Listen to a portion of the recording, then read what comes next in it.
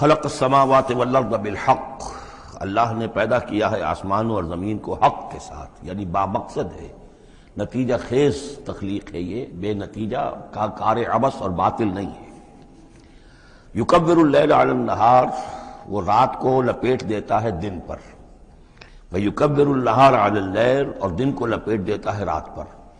اب یہ جو ہے کہیں یولج اللیل فی النہار آتا ہے، کہیں یکبر آ رہا ہے، تو یہ مختلف جو الفاظ ہیں، تعبیرات ہیں، لیکن مقصد کیا ہے کہ یہ دن اور رات کا جو الٹ پھیر ہے تو یہ بھی بے مقصد تو نہیں ہے۔ آپ کو معلوم ہے کہ پورا نظام جو چل رہا ہے اسی کے حوالے سے ہے، پورا عالم نباتات کا جو ریسپیریشن کا نظام ہے وہ اسی کے ساتھ متعلق ہے، لہذا یہاں کوئی شے بھی بے مقصد نہیں ہے۔ جب کوئی شے بے مقصد نہیں ہے تو انسان کیسے بے مقصد ہو سکتا ہے؟ کس لیے اس کو پیدا کیا؟ حدیث میں جیسا کہ آیا کہ انما الدنیا خلقت لکم وانتم خلقتم للآخرہ، دنیا تمہارے لیے بنائی گئی لیکن تم آخرت کے لیے بنائے گئے ہو۔ جب تک کہ آخرت کا تصور نہ ہو پھر انسان کا، خاص طور پر انسان میں جو اخلاقی حص ہے، ایک مورل سینس ہے اس کے اندر، کچھ چیزیں اچھی ہیں کچھ بری ہیں، اس کا احساس ہے اس کے اپنے اندر، تو اس کا کوئی نتیجہ کہاں آخر نکل رہا ہے دنیا میں؟ اس کے لیے دوسری زندگی اور بعد سے بعد الموت لازمی ہے۔